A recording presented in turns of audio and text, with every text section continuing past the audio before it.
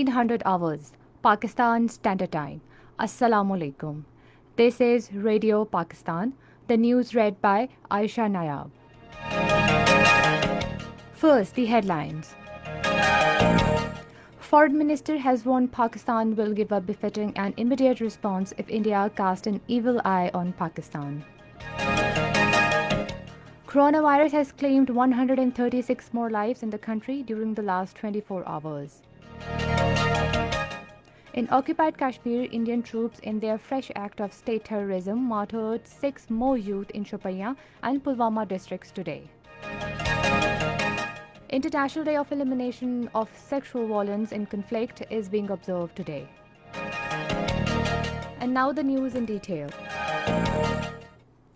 Foreign Minister Shah Mahmood Qureshi has said India stands diplomatically isolated and is at the verge of bankruptcy in the wake of COVID-19. Making a policy statement in the State Senate today, he said India has strained its relation with all the regional countries, including China and Nepal. He said India could resort to a false flag operation against Pakistan in the current situation. He, however, warned Pakistan will give a befitting and immediate response if India casts an evil eye on Pakistan. Shah Mahmood Qureshi rejected the impression that Pakistan has given a walkover to India to become a non-permanent member of the United Nations Security Council. He said Pakistan did not abstain but voted against non-permanent membership of India for the unconstitutional steps occupied Jammu and Kashmir on 5th of August last year.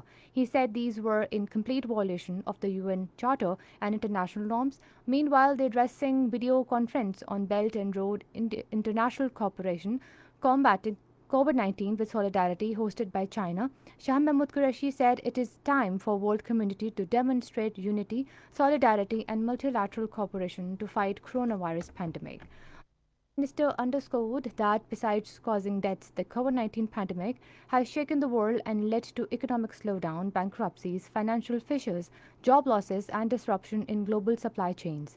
Shah Mahmood Qureshi underlined that Pakistan is resolutely confronting the outbreak of COVID-19 as taking all possible measures to strengthen the existing health system.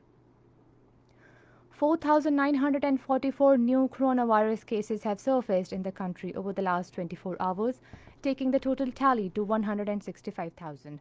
The death toll from this virus stands at 3,229, with 136 deaths reported over the last 24 hours. 28,824 corona tests were carried out during this period. 61,383 patients have so far recovered from the disease. In occupied Kashmir, Indian troops, in their fresh acts of state terrorism, martyred 6 more Kashmiris youth in Shopaya and Pulwama district today, taking the number of martyred youth in the territory to 8 since yesterday. During cordon and search operation, the troops martyred 4 youth at Banwama, Chittagram in Shopaya, and 2 other inside a mosque in Pampora area of Pulwama today. The troops had martyred 1 youth each in these areas yesterday. Indian police and troops also used brute force and fired tear gas shells in Pampore on the demonstrator protesting against the killings. Meanwhile, the troops continued violent military operation in different areas of Pulwama, Shopaya, Kalgam, Kapura, Barampula and Bandipur districts. China says 1/5 of Belt and Road Initiative to link Asia, Europe and beyond have been seriously affected by the coronavirus pandemic.